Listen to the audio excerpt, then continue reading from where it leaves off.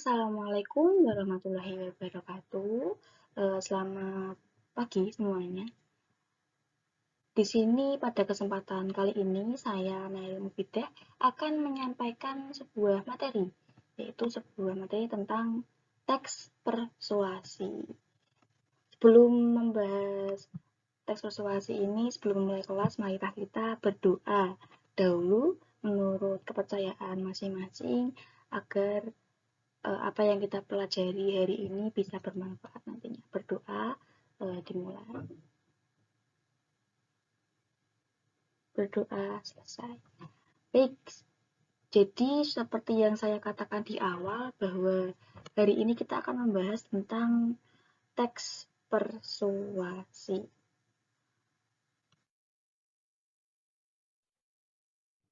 Teks persuasi yang akan kita bahas, mari kita mulai terlebih dahulu dari pengertian persuasi. Jadi apakah persuasi itu?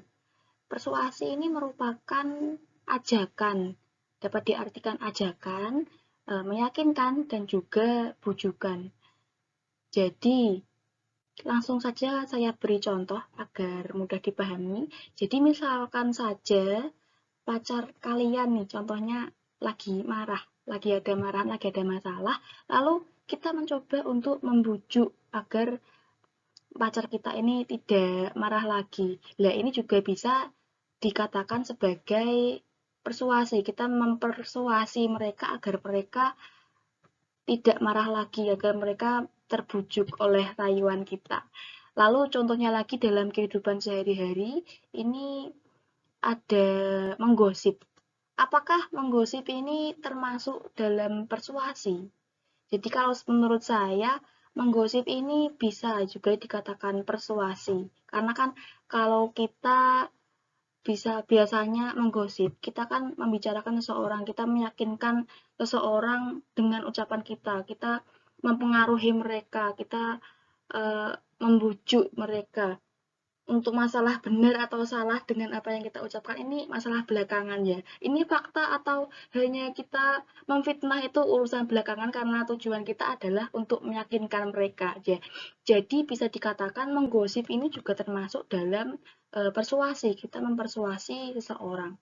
Jadi dari contoh-contoh yang telah disebutkan dapat ditarik kesimpulan bahwasanya teks persuasi ini merupakan jenis teks yang memiliki sifat membujuk atau menarik orang lain agar pembaca tertarik dan yakin untuk membaca teks tersebut.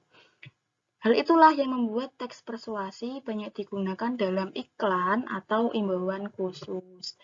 Jadi iklan-iklan yang ada di televisi itu kan mencoba meyakinkan kita ya, itu termasuk juga dalam teks persuasi juga.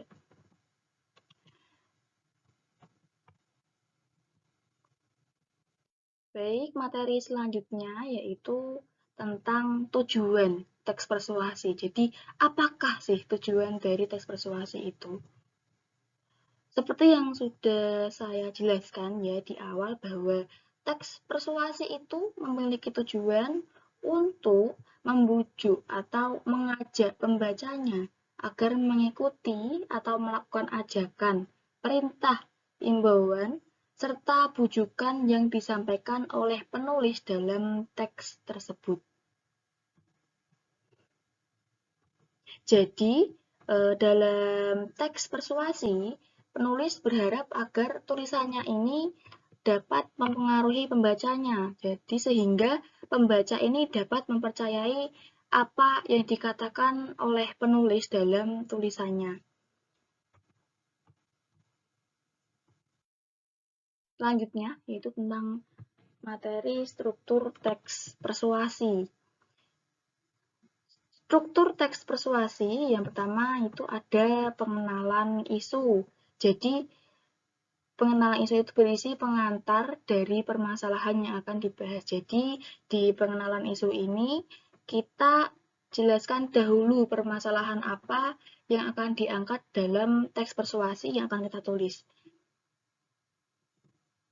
Yang kedua ada rangkaian argumen yang disampaikan dalam rangkaian argumen ini berupa pendapat penulis mengenai permasalahan yang harus dibuktikan dengan fakta. Jadi tidak hanya argumen saja ya yang ditulis dalam sini, tetapi juga harus disertai dengan fakta yang ada agar pembaca ini percaya apa yang dikatakan penulis. Jadi yang ditulis itu bukan hanya argumen, tetapi argumen ini harus dibalut dan disertai dengan fakta.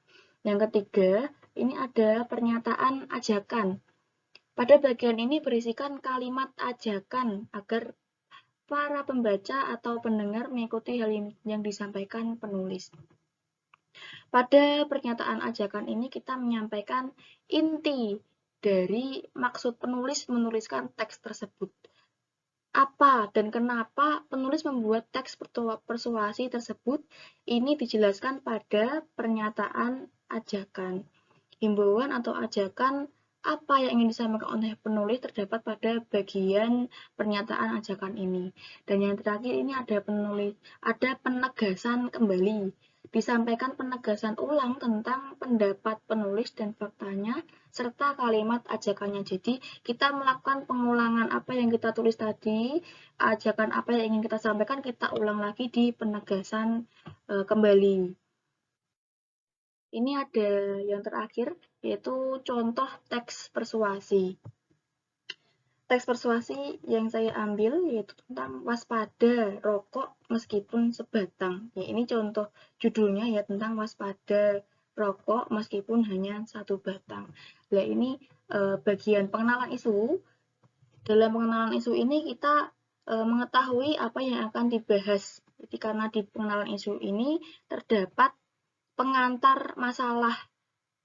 Di sini karena yang dibahas adalah bahaya merokok, jadi pengenalan masalahnya adalah tentang apa itu rokok. Jadi dijelaskan terlebih dahulu rokok itu apa, terdiri dari apa. Di sini sudah disebutkan bahwa rokok itu terkandung nikotin dan juga tar. Keduanya merupakan zat kimia yang sangat berbahaya untuk sistem pernafasan. Ini merupakan bagian pengenalan isu. Yang kedua yaitu rangkaian argumen. Ini contohnya, selain tar dan nikotin yang disebutkan di dalam kemasannya, sebenarnya di dalam satu batang rokok terkandung lebih dari 4.000 bahan kimia, di mana 200 diantaranya beracun. Di rangkaian argumen ini, kita mulai memasukkan pendapat kita ya, dan pendapat yang dituliskan tentu harus disertai dengan fakta yang ada agar pembaca lebih percaya lagi dengan apa yang kita tulis. Jadi tidak hanya omong kosong ya, bukan tong kosong nyari bunyinya, tetapi harus ada fakta yang menyertai argumen kita. Di sini faktanya ya tertulis, sudah terdapat faktanya bahwasanya satu batang rokok ini terdiri dari 4.000 bahan kimia, di mana 200 diantaranya beracun. Berarti ini kan sudah ada fakta penelitiannya juga.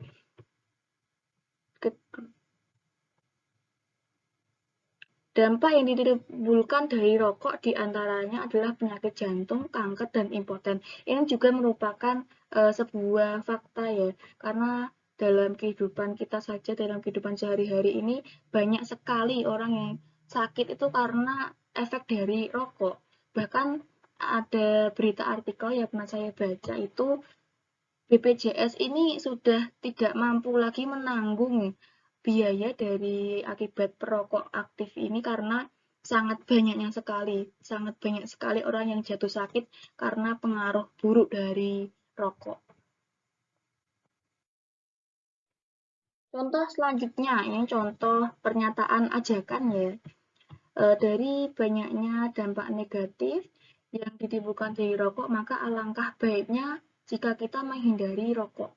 Dengan tidak merokok akan membuat tubuh kita menjadi sehat serta mengurangi pencemaran polusi udara. Selain itu juga, dengan tidak merokok maka kita tidak merugikan orang lain. Di pernyataan ajakan ini sudah terdapat ajakan ya. Penulis mengajak agar kita menghindari rokok karena rokok ini tidak sehat dan juga mencemari lingkungan, mencemari pencemaran polusi udara, dan juga merugikan orang lain. Jadi tidak hanya perokok saja yang dirugikan, tetapi perokok pasif atau kita yang menghirup asap rokok itu juga merasa dirugikan karena dapat tertular juga penyakit. Yang terakhir, contoh penyakit ini ada penegasan kembali.